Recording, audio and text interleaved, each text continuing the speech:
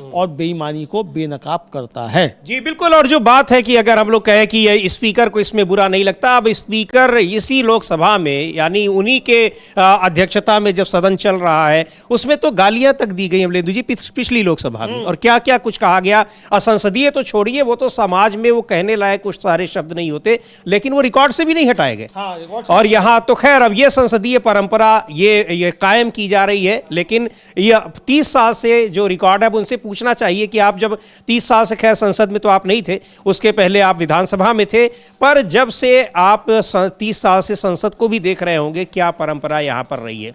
बहरहाल इसको लेकर बुरी तरीके से सरकार घिरी नजर आई और ये पता लग रहा है कि एसआईआर पर क्यों चर्चा नहीं कराना चाहती थी। जितना उसके ऊपर आरोप थे वो सारे आरोप संसद में भी एक बार सही साबित हुए, और आज फिर उस पर सुप्रीम कोर्ट में भी सुनवाई है, वहां भी चुनाव आयोग घिरा नजर आ रहा है और उस पर भी हम अब चर्चा करेंगे। लेकिन इसे लेकर जो प्रतिक्रियाएं आई हैं, खासतौर से जब गृह मंत्री अमित शाह ने जो जवाब दिया, और उसमें सवालों के जवाब नहीं बल्कि तमाम तरह की जो लफ्ज़ियां थी वही सारी चीज़ें वहां दिखाई पड़ी उस जवाब में, कि नेहरू ने वोट चोरी की, इंदिरा गांधी ने वोट चोरी की और पटेल ने क्या किया, गैर ऐतिहासिक तथ्यों को जो इतिहास में कहीं उनका जिक्र नहीं है। खैर समाजवादी पार्टी के सांसद हैं राजीव राय, उन्होंने भी जिस तरीके से वोट चोरी और चुनाव आयोग की भूमिका और चुनाव सुधार पर जो बहस हो रही थी उस पर जो गृहमंत्री का जवाब आया है उसको लेकर नाराजगी जताई है और कहा है कि सरकार इस पर पूरी तरह से घिरी है और ये सब कुछ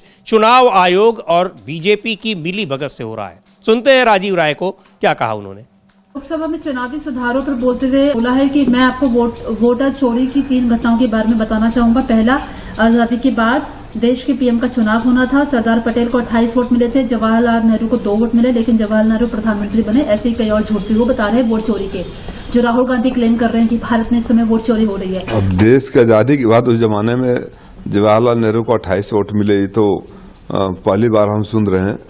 उस समय कौन और नेता था, कोई हिंदू महासभा का रहा हो, आरएसएस का रहा हो, मुझे नहीं पता है। अब इस बारे में मैं क्या कल्पना करूं, लेकिन मुझे इस बात की पूरी उम्मीद थी कि जिन सबूतों के साथ और चुनाव आयोग के कागजों को, कागज हमेशा माननीय गृह मंत्री जी मांगते हैं, मैंने सदन में दिखाया और उनसे अध्यक्ष जी से अपील की कि जब गृह मंत्री जी आए तो जवाब दें, तो शायद उन्होंने स्वीकार कर लिया कि जो मैंने सबूत दिखाए थे वो सच थे और वोट चोरी हो रही है। तो उसको ये कहाँ से उन्होंने इतिहास पढ़ा है ये पूछा जा रहा है। अब बीजेपी के लोग इतिहास कहाँ से पढ़ते हैं। अभी पिछले दिनों जिस तरह से रक्षा मंत्री राजनाथ सिंह ने भी इतिहास के तमाम तथ्यों का जिक्र किया, उस पर भी बात करेंगे। और संसद भवन में, परिसर में जयराम रमेश उनको किताब और कागज़ देते हुए दिखाई पड़े हैं कि ये आप देखिए इसमें कहाँ कुछ लिखा हुआ है। लेकिन जो कल लोकसभा में जिस तरह से अमित शाह को चुनौती दी राहुल गांधी ने कि हमने वोट चोरी को लेकर जो आरोप लगाए हैं उस पर आप कहीं भी किसी भी फोरम पर आप हमसे डिबेट कर सकते हैं। सुनते हैं क्या कहा राहुल गांधी ने। Actually, let us have a debate on my press conference. Yes. Let us go. Yes. Let us have very good idea. Let us have a debate on my press conference. Okay. Amit Shah ji, I challenge you. I challenge you to have a debate on the 3 press conferences. Please. तो ये debate कर सकते हैं, लेकिन उसके बाद गृह मंत्री अमित शाह बहुत ज़्यादा परेशान हो गए अमलेंदु जी, और वही उसी परेशानी की जो क्लिप है वो राहुल गांधी ने टैग की है और बताया है कि क्या क्या कह गए वो। हाँ बिल्कुल यही सब बताया है, और इस परेशानी में ही मतलब एक तरीके से कहा जाए कि उनका मानसिक संतुलन जो था वो थोड़ा गड़बड़ा गया ऐसा लगता है, कि वरना फिर वो इस तरीके के शब्दों का इस्तेमाल नहीं करते। वैसे भले आदमी हैं, शरीफ आदमी हैं, ऐसी बात इस्तेमाल करते नहीं हैं कभी, लेकिन वो इतना ज़्यादा मतलब प्रेशर आ गया कि मोदी जी शाम को पता नहीं डांट लगा दें कि तुम सही से जवाब नहीं दे पाए। शायद हो सकता है ये प्रेशर रहा हो, तो इसकी वजह से गड़बड़ा गया हो, लेकिन गड़बड़ा काफ़ी ज़्यादा गए। और ये बेचैनी जो थी वो साफ तौर पर समीजी दिखाई पड़ी कि ये बेचैनी उनकी जो है वो क्यों दिखाई पड़ रही है। जी बिल्कुल। और विपक्ष के सांसदों का कहना है कि जो सवाल पूछे गए, कहीं उसका पूरे भाषण में, गृह मंत्री अमित शाह के भाषण में कहीं कोई जवाब, किसी भी सवाल का जवाब नहीं दिया गया। प्रियंका चतुर्वेदी शिवसेना की नेता हैं, वो भी यही कह रही हैं कि यहाँ सवाल क्या पूछा गया था और जवाब नहीं। और किसी भी मुद्दे पर जब चर्चा होती है तो उसमें सवालों के जवाब नहीं दिए जाते, फिर इतिहास, भूगोल, नागरिक शास्त्र तमाम विषय पढ़ा दिए जाते हैं, लेकिन जो सवाल पूछा गया है उसका जवाब नहीं मिलता है। हाँ, सवालों के जवाब तो वैसे भी सरकार के पास नहीं है समीर जी। सवालों से तो भागती है सरकार। इसको सवाल पसंद नहीं है, इसको कर्तव्य पसंद है, अधिकार पसंद नहीं है। जी हाँ। तो इसलिए ये जवाब लेस सरकार जो है, मतलब जवाब विहीन सरकार है ये। तो ये साफ तौर पर देखा जा सकता है कि इनके पास सवालों के जवाब तो होते ही नहीं है, वो चाहे संसद के अंदर हो चाहे संसद के बाहर हो। बातें भी मन की होती हैं, जन की नहीं होती हैं। तो ये तो खैर इनकी यूएसपी है, एक तरीके से कहा जाए, इनका मतलब स्पेशल कैरेक्टर है कि सवालों के जवाब नहीं है, सवाल पूछना गुनाह है, जवाब देना इनका गुनाह है। बिल्कुल। सुन लेते हैं क्या कह रही हैं प्रियंका चतुर्वेदी, किस तरीके से जो जवाब दिए गए वो सवालों को कहां तक, जो सवाल वास्तव में पूछे गए थे वो कहां तक वो जवाब खरे उतरते हैं। क्लैरिफिकेशन, उसके साथ साथ सभी को घसीटना, कांग्रेस पार्टी के लीडर्स को घसीटना अपना इलेक्शन कमीशन के इलेक्ट्रल रिफॉर्म्स के डिस्कशन में, मैं मानती हूँ कि मुद्दे से भटकने वाला काम है। जवाब ना होने पर जब यहाँ वहाँ की बातें होती हैं वो हैं गुस्सा दिखाना, फिर एरोगेंस होना, फिर कुछ ऐसे शब्दों का भी इस्तेमाल करना जो अनपार्लियामेंट्री हैं। Clearly shows that electoral reforms पे डिस्कशन पे उनके पास काफ़ी जवाब नहीं था। और जैसे प्रियंका गांधी ने पहले भी कहा है, प्रियंका गांधी जी ने अपनी लोकसभा स्पीच में वंदे मातरम की डिस्कशन के दौरान उन्होंने ये कहा था कि आपको जितनी नेहरू जी पे चर्चा करनी है, गांधी परिवार पे चर्चा करनी है, आप एक बार में कर लीजिए, फिर उसके बाद close the chapter once and for all और देश के मुद्दों की बात करिए। फिर से कल हमने वही देखा, नेहरू जी से लेकर सोनिया जी तक उन्होंने सिर्फ कटाक्ष करने का काम किया। उन्होंने काफ़ी ऐसे चीज़ें बताई जो फैक्टलेस हैं और फैक्ट फ्री हैं। तो I think it is unfortunate. Home minister should have insured that he answers जो जनता के मन में प्रश्न है उसका जवाब देते हैं। पीएम मोदी ने तारीफ की, फैक्ट्स रखे हैं अमित शाह ने, और अपोजिशन के लाइज को एक्सपोज किया। नहीं, लाइज क्या, कौन से लाइज हैं कि मल्टीपल आईडीज हैं, एपिक आईडीज हैं, उसका तो हमें कोई जवाब नहीं मिला है। और ठीक है, प्राइम मिनिस्टर क्योंकि वो उनकी पार्टी के गृह मंत्री हैं, बड़ी जिम्मेदारी पे हैं, तो प्राइम मिनिस्टर ने कहा है जो कहा है। बट क्लियरली पूरा देश उनकी स्पीच ये देख रहा था कि किस तरीके से जवाब मिलेगा, पर ना जवाब मिला, सिर्फ और कटाक्ष हुए और ऐसे शब्दों का प्रयोग किया गया जो दुर्भाग्यपूर्ण है। तो जवाब तो नहीं मिले, लेकिन ऐसे शब्द बोल दिए गए जो नहीं बोले जाने चाहिए थे, बहुत ही शर्मनाक है। और ये बात विपक्ष के सारे नेता कह रहे हैं, प्रियंका चतुर्वेदी भी कह रही हैं कि जो सवाल हमने पूछे थे कि जो डुप्लीकेशन है, वोटर आईडी है, और उसके अलावा एसआईआर कैसे करा रहा है चुनाव आयोग, उसकी नियुक्ति में सीजेआई को कैसे हटा दिया गया, इन सवालों का क्या जवाब मिला? कोई जवाब नहीं मिला। नेहरू, गांधी, इंदिरा, सोनिया, यही सारी चीज़ें हो रही हैं। जो कहा भी प्रियंका गांधी ने कि एक बार आप लिस्ट बना लीजिए और सारी चर्चा करा लीजिए संसद में, आपको इत्मीनान हो जाएगा या आपको संतोष हो जाएगा। लेकिन नहीं, यहाँ तो हर चर्चा में इतिहास को ही लेकर आना है, और वो भी अपना इतिहास जो उन लोगों ने पढ़ा है, वो वाला इतिहास जो वास्तव में इतिहास है, जो तथ्यों पर आधारित इतिहास है, वो नहीं। तो ये सारे सवाल उठ रहे हैं कि आखिर इतनी लंबी चर्चा में और सदन का जो समय बर्बाद हुआ, फिर उसका क्या निकल कर क्या आया इस चर्चा से? बिल्कुल समीर जी, वाजिब सवाल है कि आखिर इस चर्चा से निकला क्या? सरकार की तरफ से क्या ठोस चीज़ें निकल कर आई कि चुनाव सुधार पर सरकार क्या करेगी? अभी तक तो कुछ आया नहीं कि सरकार जो है चुनाव सुधार पर कुछ करेगी। तो फिर ये चर्चा आपने कराई क्यों थी फिर चुनाव सुधार पर? अगर चुनाव सुधार की बात कर रहे हैं, वरना सरकार की तरफ से कंक्रीट जो था वो रोड में पाना चाहिए था कि सरकार जो है चुनाव सुधार कराने के लिए ये काम करेगी। वो तो कहीं से आया नहीं, सिवाय आरोप प्रत्यारोप के और एक भद्दा सा भाषण अमित शाह का जो है, उसे आप भाषण की श्रेणी में भी नहीं रख सकते समीर जी। भद्दा होता तब भी चलिए स्वीकार किया सकता है, भाषण तो था ही नहीं कहीं। कुश्ती, मतलब मौके कुश्ती जो थे वो एक तरीके से लड़ते हुए अमित शाह जी नजर आ रहे थे। तो ये जिस तरीके से चीज़ें सामने आई, तो इससे सरकार का उथलापन जो है और सरकार की कमजोरी जो है, यही साफ तौर पर नजर आई कि सरकार इस मसले पर भी बिल्कुल गंभीर नहीं है। और जो विपक्ष आरोप लगा रहा है, खासतौर से राहुल गांधी आरोप लगा रहे हैं, कहीं ना कहीं उन आरोपों को स्वीकारते हुए सरकार नजर आई। जी बिल्कुल, क्योंकि उनके पास जवाब नहीं है। जो राहुल गांधी कह रहे हैं कि जवाब नहीं है, और जवाब अगर है तो कहीं भी वो मुझसे अभी भी कहीं डिबेट कर सकते हैं, लेकिन जवाब वास्तव में नहीं है। विपक्ष यही कह रहा है कि आखिर इस चर्चा का मकसद क्या रहा? आपने उन सवालों के जवाब क्यों नहीं दिए जो सवाल आपसे पूछे जा रहे हैं? आरजेडी के सांसद हैं मनोज झा, वो भी यही कह रहे हैं कि आखिर इस चर्चा का क्या औचित्य रहा? कुछ तो निकल कर आना चाहिए था। विपक्ष जिन सवालों को उठा रहा है, अभी तक वो संसद के बाहर उठाता रहा। चुनाव आयोग तो उनका जवाब दे ही नहीं रहा है। जब संसद में उस पर चर्चा हो रही है तो यहां भी जवाब नहीं मिल रहा है। क्यों? सुनते हैं मनोज झा को क्या कह रहे हैं।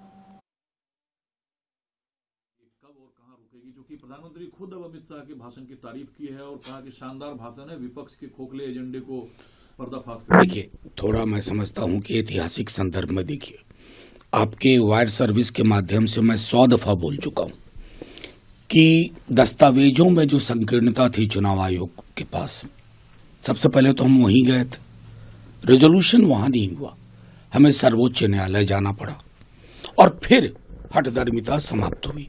वैसे कई सारे बिंदुवार अगर आप विश्लेषण करें, इम्यूनिटी की क्या आवश्यकता है लोकतंत्र में? किसी भी पद पर, आई रिपीट माय वर्ड्स, किसी भी पद पर बैठे व्यक्ति के लिए इम्यूनिटी नहीं होनी चाहिए। इम्यूनिटी ओपेसिटी को जन्म देती है। और मैं क्या कहूं, बहस का स्तर ये हो जाएगा हमारे लोकतंत्र में, हमारी संसद में, ये मैंने कभी नहीं सोचा था। वैसे शब्द जो आमतौर पर भी पसंद नहीं किए जाते हैं, उन शब्दों को बोला गया। मुझे लगता है कि अभी वंदे मातरम पर 2 दिन 4 दिन पहले बहस हुई। ये कौन से वंदे मातरम की कल्पना का देश बन रहा है जहां वैसे शब्द बोले जा रहे हैं और स्पीकर साहब चुप रहते हैं। कुछ लोग जब उन्हीं के साइड के टोकते हैं तो कैजुअली कहते हैं इसे हटा दीजिए।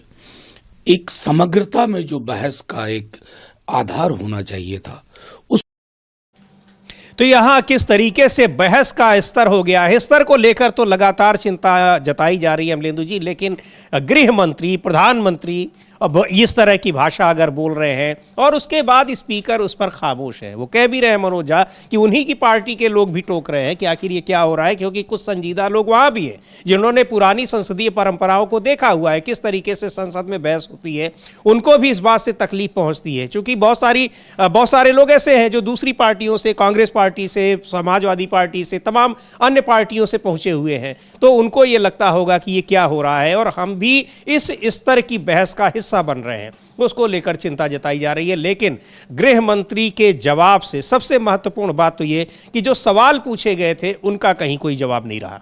बिल्कुल समीर जी, एक भी सवाल का जवाब नहीं है। और हमारे जो संसदीय कार्य मंत्री, उनको तो बेचारों को सवाल समझ में ही नहीं आए थे। तो चलिए वो तो मतलब उन्होंने अपना मानसिक स्तर दर्शाया कि उनके सवाल समझ में नहीं आए, लेकिन अमित शाह जी को तो सवाल समझ में आ गए थे। तो वो तो कह रहे थे मैं आपके सारे सवालों के जवाब दूंगा, एक एक करके सबके जवाब दूंगा, लेकिन जवाब का क्रम जो है वो मैं तय करूंगा, किसका जवाब पहले देना है, किसका बाद में देना है। तो ये कह रहे थे, इस मतलब उनकी समझ में आ गए थे। तो जब समझ में आ गए तो जवाब दे देते भाई, दिए क्यों नहीं? किरण रिजिजू की समझ में नहीं आया, बहुत अच्छी बात है, उनका मानसिक स्तर थोड़ा कम होगा, लेकिन अमित शाह जी का ज़्यादा है, तो उनकी समझ में आ गए तो जवाब देने चाहिए थे, लेकिन जवाब एक भी नहीं आए। और आखिर में जो थे वो काफ़ी ज़्यादा कहा जाए कि वो मतलब बेकाबू होते हुए नजर आए अमित शाह जी, और खुद के ही काबू में नहीं आ रहे थे। मतलब कपड़े जो थे मतलब फटने की थोड़ी देर रह गई थी, थोड़ी देर और अगर संसद चलती इसी तरीके से और विपक्ष रहता तो यही स्थिति होती कि या तो अपने बाल नोच डालते सारे या फिर कपड़े फाड़ डालते। मतलब इस स्तर तक जो था वो हताशा का स्तर जो था वो देखने में आ रहा था। जी बिल्कुल। और समाजवादी पार्टी के सांसद हैं प्रोफेसर राम गोपाल यादव, उन्होंने भी गृह मंत्री अमित शाह के बयान से बड़ी निराशा जताई है और कहा है कि ये गृह मंत्री का इस तरह का बयान, इस तरह का भाषण नहीं हो सकता है। सुनते हैं प्रोफेसर राम गोपाल यादव को। अब वो तो देश के गृहमंत्री हैं, कुछ भी कह सकते हैं, हालांकि ये बात कहनी नहीं चाहिए। देश का गृहमंत्री इस देश की एकता का प्रतीक होता है, एकता का प्रतीक, और देश को तोड़ने वाली बात अगर गृहमंत्री कहें तो ये उचित नहीं लगती। सर, आप उत्तर प्रदेश में सबसे बड़ी पार्टी है, SIR को लेकर जिस तरीके से चल रहा है, आप लोग की क्या रणनीति रहेगी, क्योंकि अब तो चुनाव भी है उत्तर प्रदेश में। हमारा हर आदमी हर बूथ पर है। रामगोपाल जी, पर जैसे विपक्ष में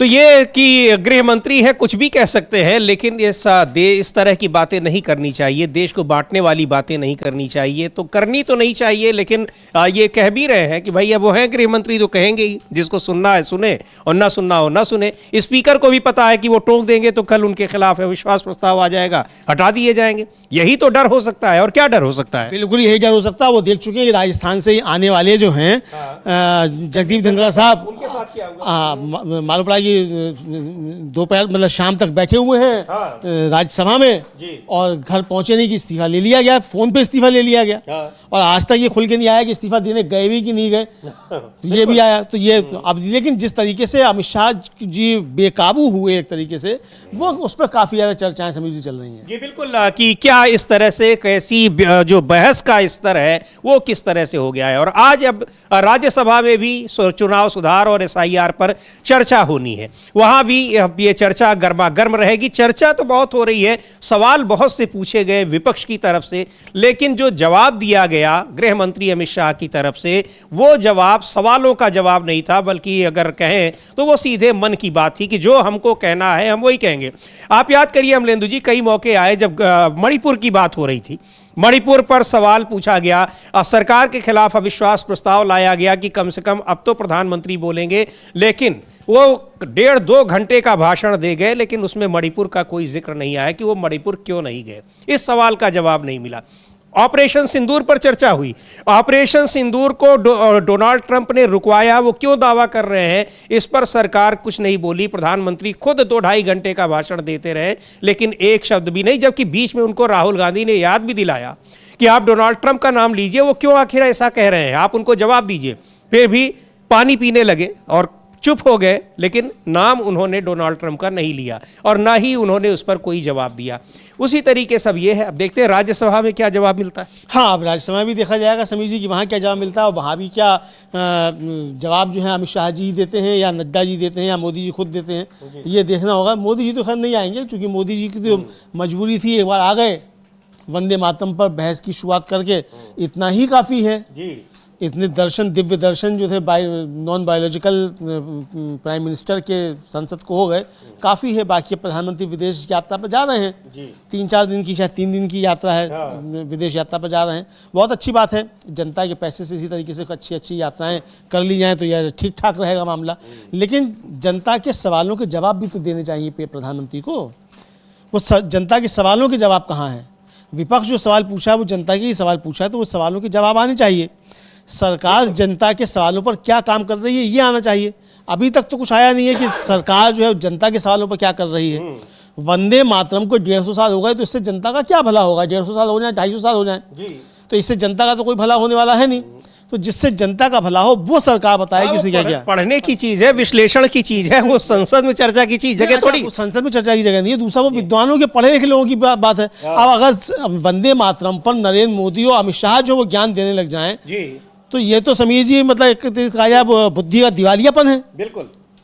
अब देश के जो बुद्धिजीवी हैं वो चाहे वामपंथी हो चाहे दक्षिणपंथी हो, दक्षिणपंथियों में भी बुद्धिजीवी कुछ हैं, तो वो भी अगर अमित शाह जी उनको बताएंगे कि वंदे मातरम क्या है और नरेंद्र मोदी बताएंगे वंदे मातरम क्या है, तो फिर ये जो बैठे हुए तमाम जो पद्म विभूषण जो मिल गए हैं संघियों को, ये बेचारे क्या करेंगे फिर? जी बिल्कुल। और इधर अमलेदु जी बता दें कि अब SIR पर आज राज्यसभा में भी चर्चा होगी और इधर सुप्रीम कोर्ट में भी उस पर सुनवाई शुरू हो चुकी है और सुप्रीम कोर्ट में लगातार ये सुनवाई चल रही है, दलीलें दी जा रही हैं और क्या कुछ वहां पर कहा जा रहा है उस पर भी हम आपको अपडेट करेंगे। लेकिन यहां अब इस समय तो चर्चा जो हुई है SIR पर लोकसभा में और उसके बाद आज अब राज्यसभा में होगी।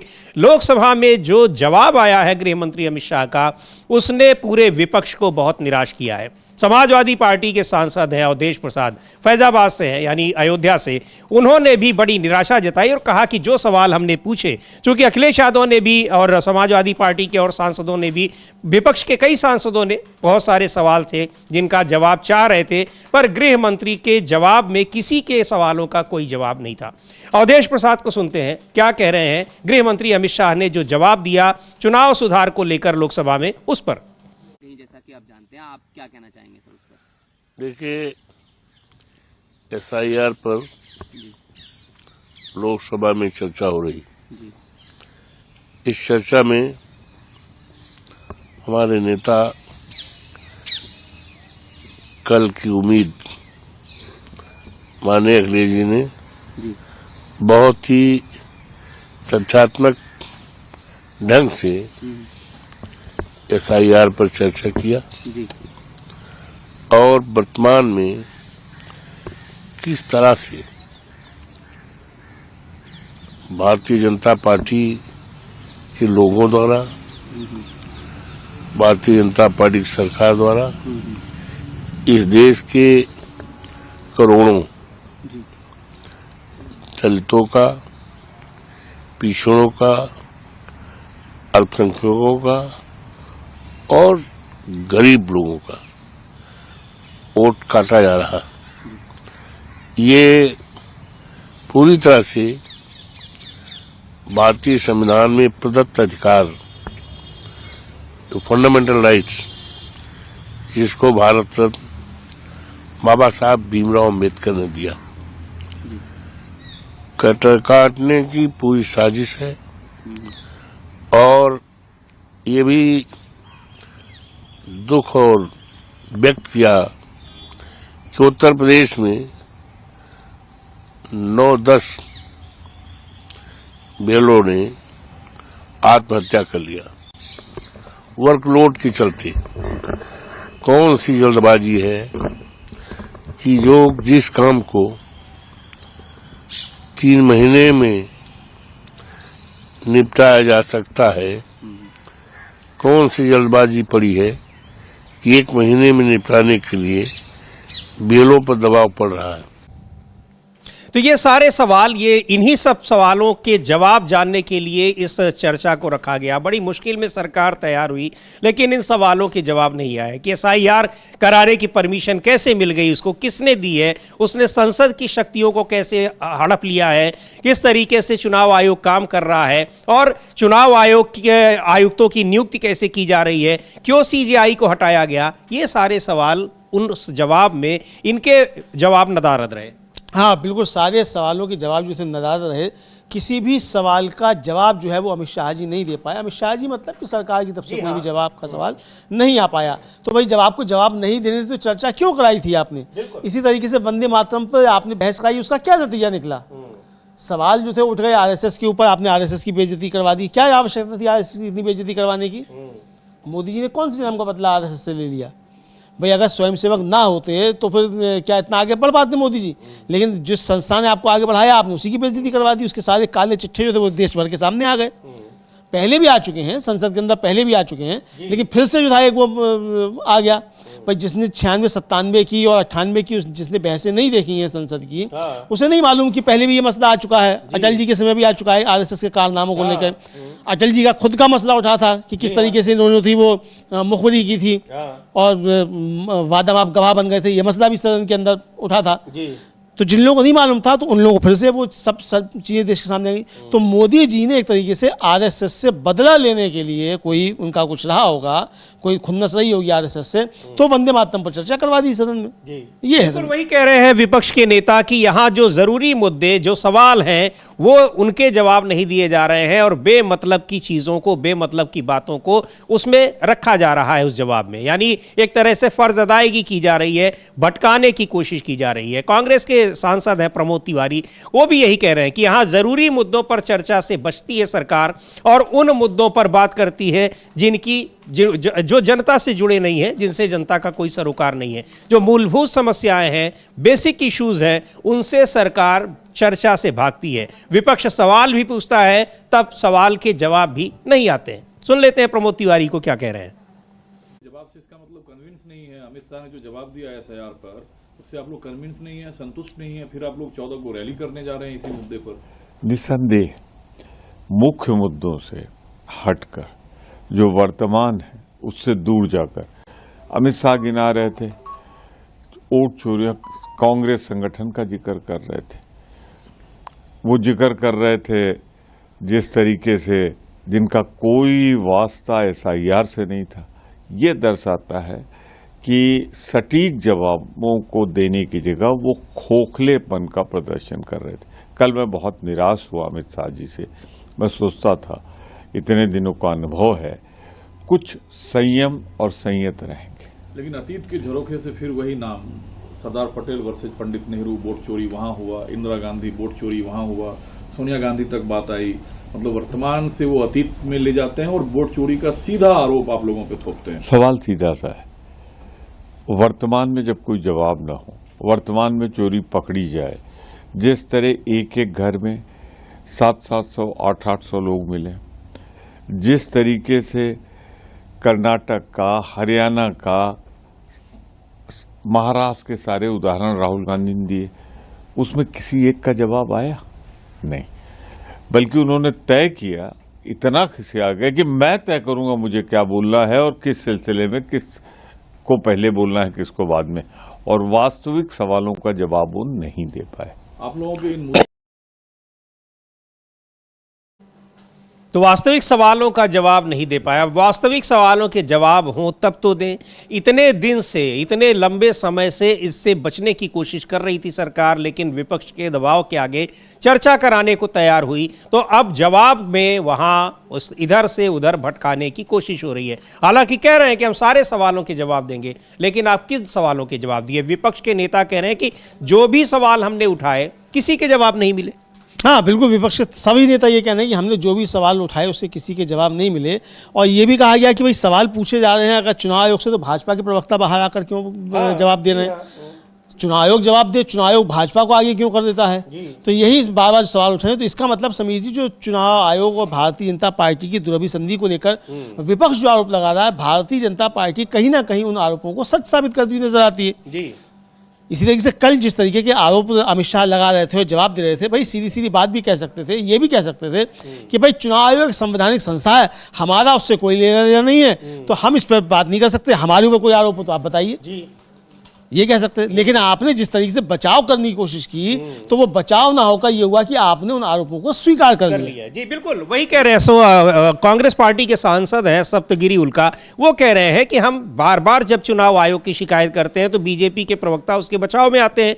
अब संसद में भी जो हम सवाल पूछ रहे हैं, जो हमारे मूल जनता से जुड़े मुद्दे हैं, SIR है, चुनाव सुधार है, यहाँ चुनाव में धांधली की बार बार शिकायतें हो रही हैं, चुनाव आयोग विपक्ष को बिल्कुल सुन नहीं रहा है, आखिर उन सारे सवालों का जवाब सरकार क्यों नहीं दे रही है? सुनते हैं उन्होंने क्या कहा। क्या है ज्ञानेश कुमार में ऐसा क्या है कि आप उनको बना के रखे हुए हैं?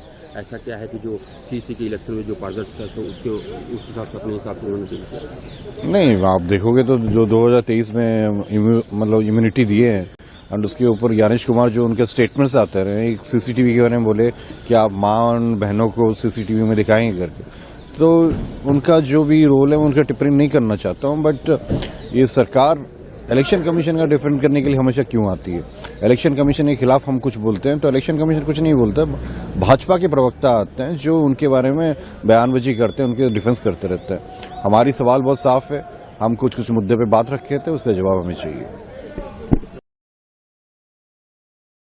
तो जो सवाल पूछे जाते हैं उनके जवाब नहीं, और चुनाव आयोग का बचाव करने के लिए भारतीय जनता पार्टी के नेता आ जाते हैं। तो और यहाँ भी, अब संसद में भी चुनाव आयोग का बचाव किया जा रहा है। क्यों किया जा रहा है? और चुनाव आयोग को नियुक्त करने के लिए, अपनी मर्जी से अपने पसंद का चुनाव आयुक्त बनाने के लिए सरकार ने नियम ही बदल दिया, उसमें से मुख्य न्यायाधीश को हटा दिया। और यही पूछा जा रहा है कि आखिर क्यों हटाया गया?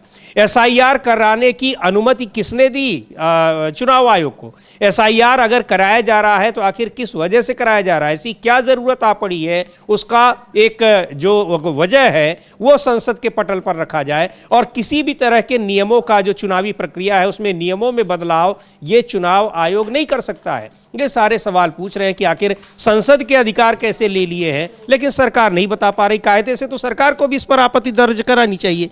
कैसे चुनाव आयोग, वो संवैधानिक संस्था है, वो संसद के अधिकार नहीं ले सकती है, उसको कानून और नियम बनाने का अधिकार नहीं है, लेकिन उसने उस अधिकार को लिया और उसको एग्जीक्यूट किया है। सरकार खामोश है, इसलिए खामोश है क्योंकि लोकसभा में भारतीय जनता पार्टी के ही सांसद डॉक्टर संजय जायसवाल कह रहे थे कि हमको तो इससे फायदा हो रहा है। बड़े स्पष्ट तौर पे कहा उन्होंने कि हमको तो इससे फायदा हो रहा है, और अब किस तरीके से फायदा हो रहा है तो ये भी बता देते तो ज़्यादा अच्छा रहता कि DM मदद कर रहा है या कर रहा है। और फिर प्रोफेसर रामगोपाल की कल हम लोगों ने बाइट सुनवाई थी सभी जी, प्रोफेसर रामगोपाल कह रहे हैं कि भाई जो ज़मीन पे होता है वो तो राज्य सरकार का प्रशासन होता है, उसके जरिए सब काम कराए जाते हैं। तो चुनाव आयोग उन चीज़ों पर लगाम क्यों नहीं लगा पा रहा? अगर चुनाव आयोग की मिलीभगत नहीं है तो जिस मशीनरी से आप काम ले रहे हैं तो उस मशीनरी से आप रोक क्यों नहीं लगवा पा रहे इन सारे घपलों के ऊपर? महुआ माझी हैं JMM की, झारखंड मुक्ति मोर्चा की राज्यसभा में सदस्य हैं समीर जी, उन्होंने भी अमित शाह के भाषण पर लेकर अपनी बात रखी है। जी, क्या सुनते हैं क्या कहा है उन्होंने? गृह मंत्री अमित शाह ने जो जवाब दिया है चुनाव सुधार पर चर्चा का, उस पर क्या कह रही है महुआ माझी? सत्ता पक्ष के लोग एक दूसरे की तारीफ तो करेंगे ही, और स्पीच जो भी था, लेकिन विपक्ष जिन मुद्दों को उठा रहा है उस पर भी फोकस होना चाहिए। जैसे जो मृत हैं या फिर जो एक्स्ट्रा वोटर हैं उनका नाम कटे, ये तो हम लोग चाहते हैं, लेकिन जहां जहां गड़बड़ियां हैं उनको सुधारने की बात हो रही है विपक्ष के द्वारा। SIR में जहां जो लोग वोट नहीं देते हैं, अब देख रहे हैं कि कितने लाख नाम कट जा रहे हैं, कितने हजार नाम कट जा रहे हैं, किसी का नाम 22 जगह है, किसी का कुछ है। इन चीजों में का रिफॉर्म होना चाहिए, ये मांग है जिस पर फोकस नहीं किया गया। वो वही बात कह रहे हैं जो विपक्ष भी कह रहा है। विपक्ष कह रहा है कि फर्जी वोटर ना रहे, मृत वोटर ना रहे, वो तो विपक्ष भी कह रहा है।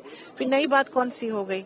नहीं, मैं आपसे ये कहूंगी, जैसे झारखंड जैसे राज्य को ही अगर उदाहरण के रूप में ले, तो वहाँ माइग्रेशन बहुत था पहले, और ऊपर से ट्रैफिकिंग की भी समस्या थी।